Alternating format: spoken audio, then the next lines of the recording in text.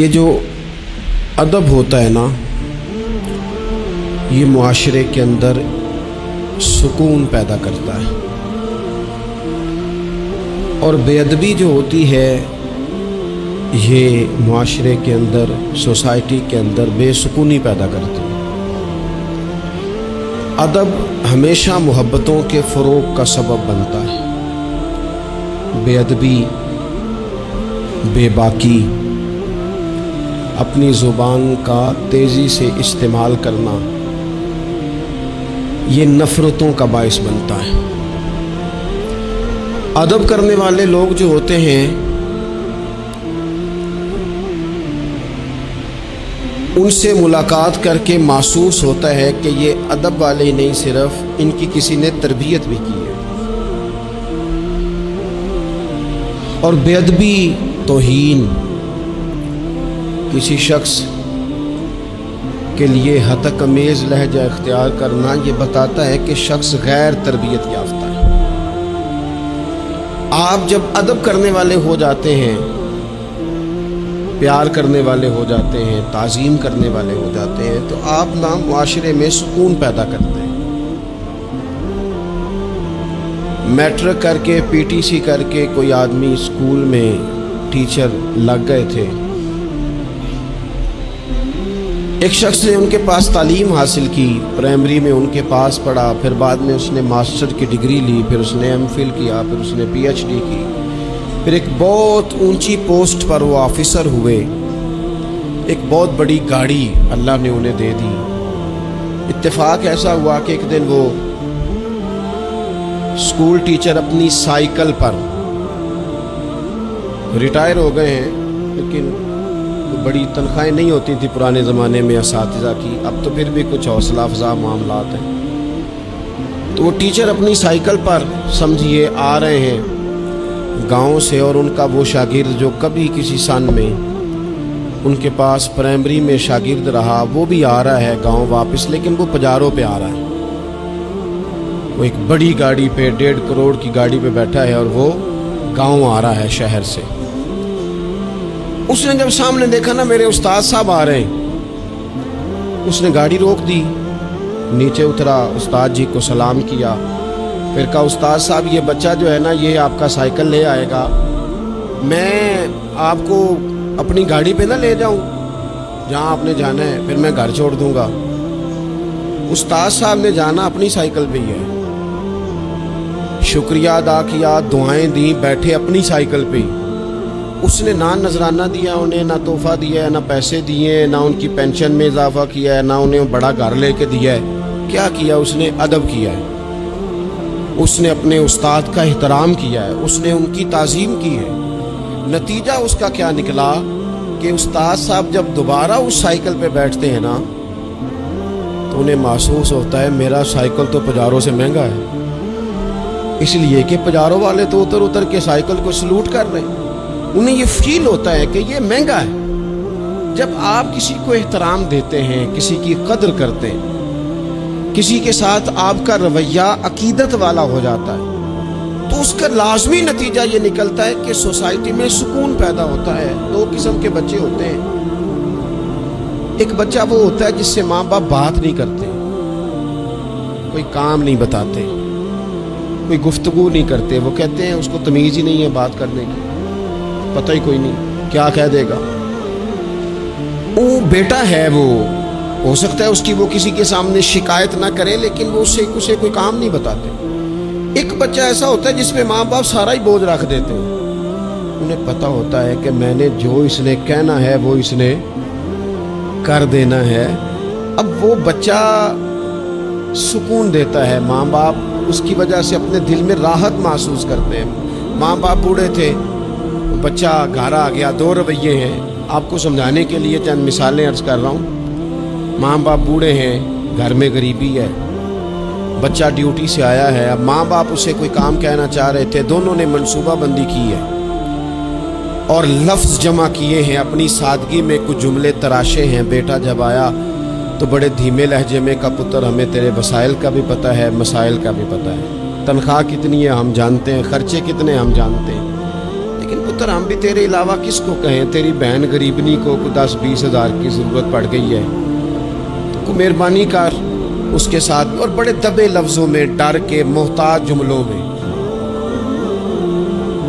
बच्चा तो ऐसे हुआ जैसे पहले से ही तैयार बैठा था, लावा था, फट गया। कहने लगा अब्बा जी आप हर वक्त मुझे तकलीफ ही देते रहते हैं, अम्मा हर वक्त आप काम बताती रहती है, बहन को समझाएं ना आप कि मेरे पहले बड़े मसले हैं, मैं कहाँ से उसे पैसे दूँ, आप उसे कहें।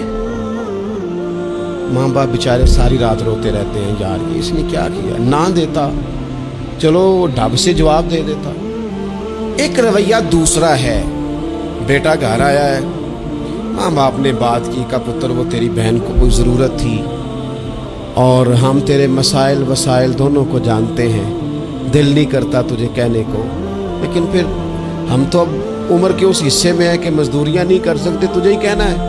तो अगर तू महसूस न करे तो कुछ रकम की ज़रूरत थी। तो पुत्र उठ के करीब बैठ गया माँ बाप के और उसने हाथ पकड़ के बाप का चूम के कहा अब्बा जी मुझे आप डर डर के काम ना बताया करें, आप हुक्म करें, मेरी जान भी हाज़िर है।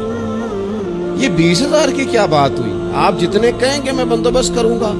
और बहन को भी आप ये कहें कि वो डरा ना करे, वो इस घर के हिस्सेदार है, ये उसका मेका है, यहाँ तो फखर से आ सकती, नाज से आ सकती है। उसे को जब आएगी दरवाजा खुला मिले, जब आएगी भाई की शफकत मिलेगी। बहन ने भाई पे नाज नहीं करना तो किस पे करना है।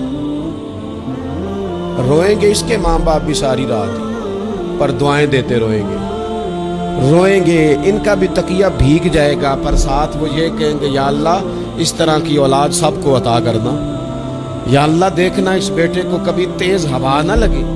आप जब बेअदबी करते हैं तो तकलीफ होती है, और जब अदब करते हैं, जब आप इकराम करते हैं, जब आपके लहजे के अंदर खूबसूरती होती है। मैं सीखने वाला हर जगह से सीखता है ना। एक दुकानदार से मैंने एक बात सीखी, एक दिन मैं तालिब इल्मों को बता रहा था, आपको भी अर्ज करता हूँ।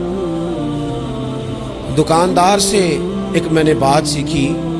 एक साहब दुकानदार के पास आए तो कोई चीज़ मांगी, तो उस साहब ने वो चीज़ दिखाई तो कहने लगे तुसी रद्दी रख दे हो, जो कुछ भी रख दे हो, सब तो नकम्मा तुहाडे कोल ही हुंदा है, हर शय बुरी तुमसे ही मिलती है। और चेहरे के असरात भी इस तरह के थे कि सामने वाला लाड़ी पड़े। और वो दुकानदार हंस पड़ा और उसने हंस के बड़े खूबसूरत अंदाज में कहा भाजी लेना देना ते मुकद्दरां दा है, बोलो तो ठीक ना, वो लेना देना ते नसीबां दा है, अरे बोली तो ठीक करो, थोड़ी बोली नहीं ठीक।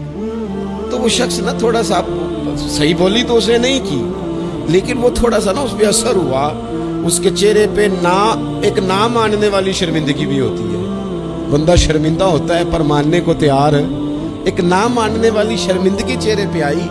तो आप जब अदब के दायरों में रहते हैं, जब आप का तयन इस तरह का आप अपनी जिंदगी में तय करते हैं कि मैंने बेअदब नहीं होना, और सामने वाले का लहजा बेअदबी वाला हो भी तो नहीं होना, तो फिर आप कुछ और बन जाते हैं। मेरे रसूल पाक सल्लल्लाहु अलैहि वसल्लम ने अदब की तलकीन इन लफ्ज़ों में की कि उस तलकीन में ताकीद बड़ी पाई जाती है। अल्लाह के हबीब ने फरमाया जो छोटे पे शफकत न करे और बड़े का इकराम न करे, उसकी सजा क्या बयान की। फरमाया मल्लम यरहम सगीरना वलम युअक्किर कबीरना, जो रहम न करे हमारे सगीर पर, इकराम न करे हमारे कबीर का, हमारे बड़े का, उसकी सजा क्या है। फरमाया फलैसा मिन्ना, वो हम में से है ही नहीं, हमारे में से नहीं है वो। उसने जो अदब का खास हुस्न हमारे दीन ने दिया है, जब उसने फॉलो ही नहीं किया तो फिर वो हम में से। और अदब से मुराद सिर्फ खुशामद करना नहीं होता। बाद लोग समझते हैं कि ठीक ठाक खुशामद करो तो अदब वाले हैं हम, और बाद लोगों को खुशामद का नशा भी लगा हुआ होता है, तो खुशामद अच्छी करें तो वो भी कहते हैं बंदा बड़ा बाअदब है। मैं अक्सर कहता हूँ हाथ चूमना भी अदब नहीं। अदब तो ये है कि आप किसी का जब भी जिक्र करें खैर के साथ ही करें। आप जब भी किसी के बारे में आप बात करें तो आपके रवैये से अदब छलके, खाली झुक जाना तो ये तो भाई मतलब के लिए भी बाज़ औक़ात हो जाता है, इसकी कोई ज़रूरत नहीं, कोई इसकी हाजत नहीं। بہت سارے لوگ ایسے ہیں جنہوں نے ہمارے کبھی ہاتھ نہیں چومے، لیکن ہمیں صحیح طرح پتہ ہے کہ جو کہیں وہ مانتے ہیں۔ میرا ہاتھ کا بوسہ لینا اور میرا جناب سلوٹ کرنا اور سامنے آنا تو کہنا بلے بلے، اس سے بعضوں کا تکلف پیدا ہوتا ہے، مزاج کے اندر بعضوں کا شدت پیدا ہوتی ہے، اس کی ضرورت نہیں ہوتی۔ ادب ہمیشہ، اور ادب کے بڑے دائرے ہیں۔ اب صحیح بخاری میں حدیث ہے، استادوں کے مقابلے میں مسئلہ نہیں بتانا چاہیے، یہ بھی ادب ہے۔ آتا بھی ہو تو نہیں بتانا، بڑے بیٹھے ہوں تو کسی کو نصیحت نہیں کرنی چاہیے، یہ بھی ادب ہے۔ صوفیاء تو یہاں تک فرماتے ہیں کہ شیخ بیٹھا ہو تو تسبیح نہ چلاؤ، وہ تمہیں نصیحت کر رہا ہے، تم تسبیح چلا رہے ہو، تم اسے بتانا چاہ رہے ہو کہ میں تو نیک آدمی ہوں، تم باتیں کر رہے ہو میں اللہ اللہ کر رہا ہوں۔ ادب کے جو معیار دین نے طے کیے ان کو آپ دیکھیں، اپنے بزرگوں کے سامنے آپ کو مسئلہ آتا بھی ہے تو نہ بتائیں، آپ ادب کا ماحول بنائیں، آپ کی طبیعت ادب والی ہو، ذوق ادب والا ہو، مزاج ادب والا ہو۔ حضرت عبداللہ ابن عمر، یہ صحیح بخاری میں حدیث ہے، حضرت عبداللہ ابن عمر رضی اللہ تعالیٰ عنہ کہتے ہیں میں نبی پاک علیہ السلام کی بارگاہ میں حاضر تھا اور کبار صحابہ بیٹھے ہوئے تھے، بڑے بڑے جید لوگ، کہتے ہیں بڑے بڑے اکابرین صحابہ بیٹھے تھے، تو حضور نے سوال پوچھا، نبی پاک علیہ السلام نے فرمایا بتاؤ وہ درخت کون سا ہے جس کی مثال مومن کی طرح، جو پھل زیادہ دیتا ہے، محبت زیادہ کرتا ہے، کون ہے جس کی مثال مومن کی طرح؟ حضرت عبداللہ ابن عمر فرماتے ہیں کہ مجھے پتا تھا کہ کھجور کا درخت ہے، یہ صحیح بخاری ہے۔ او دوستو سننا بھلا میں کیا کہہ رہا ہوں، فرماتے ہیں مجھے پتا تھا کھجور کا درخت ہے، پر چونکہ ابو بکر صدیق بیٹھے تھے، چونکہ عمر فاروق بیٹھے تھے، چونکہ عثمان غنی بیٹھے تھے، چونکہ مولا علی بیٹھے تھے، چونکہ بڑے بڑے اکابرین بیٹھے تھے اور میں تھا بچہ، فرماتے ہیں جواب آتا بھی تھا تو میں نے اس لیے نہیں دیا کہ میرے باپ بیٹھے ہیں، میرے چچا بیٹھے ہیں، ان کے ہوتے ہوئے صلاح دوں، ان کے ہوتے ہوئے میں بات کروں؟ فرماتے میں نے بتایا نہیں، لیکن جب کسی نے نہ بتایا تو حضور نے خود فرمایا وہ کھجور کا درخت ہے، فرماتے میرے دل میں خیال آ گیا کہ میرے ذہن میں جو جواب تھا بالکل ٹھیک تھا، دیا کیوں نہیں، بتایا کیوں نہیں؟ جواب آتا تھا پھر بھی نہیں بتایا، اس لیے کہ بڑوں کا ادب قائم رہے، بڑوں کا مزاج قائم رہے۔ لیکن یہاں تو بھائی استادوں کے ہاتھ سے 1 منٹ میں نکل جاتا ہے سارا کچھ، شاگرد کہتا ہے میں بتاتا ہوں نا استاد جی تو گوگل چلاتے ہی نہیں، اور میں تو گوگل کا مفتی ہوں پورا، میں نے تو مسئلہ نکال بھی لیا ہے، میں ابھی اس میں نکال کے دیتا ہوں۔ یہاں تو عبارتیں ٹھیک کرا رہے ہوتے ہیں طلباء اپنے اساتذہ کی، یہاں تو مرید کہہ رہے ہوتے ہیں کہ آپ مجھ سے رائے لیں، میں آپ کو بتاتا ہوں کہ پیری مریدی صحیح کیسے چلتی ہے، میں بتاتا ہوں آپ اپنی زندگی میں جب آداب لے آئیں گے، جب ادب لے آئیں، اور شدید ایمرجنسی بھی ہوتی تھی نا تو صحابہ ادب نہیں بھولتے تھے، بعض اوقات ایمرجنسی میں ادب نہیں ہوتا، مطلب یہاں خدا نہ خواستہ میرے کپڑوں کو پیچھے آگ لگ جائے تو آپ کیا کہیں گے، پیر طریقت، راہبر شریعت، فلانا صاحب فلانا، جب تک سارے کپڑے جل جائیں۔ اگر ایمرجنسی ہو جائے نا، کپڑوں کو آگ لگ جائے تو کہا جاتا ہے جناب آگ لگ گئی آپ کے کپڑوں کو، ہو سکتا ہے نام لے کے کوئی پکارے مولانا صاحب وہ دیکھیں آگ ہے، اتنے لمبے لقب نہیں ہوتے، لیکن صحابہ ایمرجنسی میں بھی حضور کا ادب کرتے ہیں۔ حضرت صدیق اکبر غار ثور میں ایڑی پر ڈنگ مار رہا ہے سانپ، اور سانپ کا نام لے لے تو بندہ گھبرا جاتا ہے، لیکن ایڑی پہ ڈنگ مارا جا رہا ہے، جب تک ڈنگ لگ رہا ہے بار بار، اب اس کا اثر تیز ہوا، اس زہر کا اثر جب جسم پہ ہونے لگا تو آنسو آنکھوں سے نکلے، وہ حضور کے چہرہ نور پر آئے تو محبوب نے فرمایا کیا ہوا؟ کہنا چاہیے تھا نا سانپ سانپ سانپ سانپ، حضرت صدیق اکبر ادب نہیں بھولے، کہنے لگے فدا کا ابی و امی یا رسول اللہ، حضور میری ماں بھی قربان، حضور میرا باپ بھی قربان، فدا کا روحی و قلبی یا رسول، حضور میرا دل بھی قربان، حضور میری روح بھی قربان، یا رسول اللہ وہ سانپ نے ڈس لیا مجھے، ادب نہیں بھولے۔ وقت بدلنا ہے تو بدل جائے، لیکن آداب کبھی بھی امت کے ہاتھوں سے جانے نہ پائے، آداب کا ہر وقت خیال رکھا جائے، ہر وقت خیال رکھا جائے۔ آخری بات آج آپ حضرات کی خدمت میں عرض کرنی ہے، ہر جگہ ضروری نہیں کہ کوئی تنقید کا پہلو ہی نکالا جائے، ہر شخص کی نیت پر شک ہی کیا جائے، یہ ضروری نہیں۔ ایک ذہن بنا لے، جو بھی رسول اللہ صلی اللہ علیہ وسلم کی بات کرے، عقیدہ اس کا ٹھیک ہو، دین کی بات کرے، قرآنی تعلیمات کی بات کرے، وہ کوئی ہو، کوشش کرے کہ جو خیر کی بات ہو اس میں خیر کے ساتھ سپورٹ شروع کر دیں۔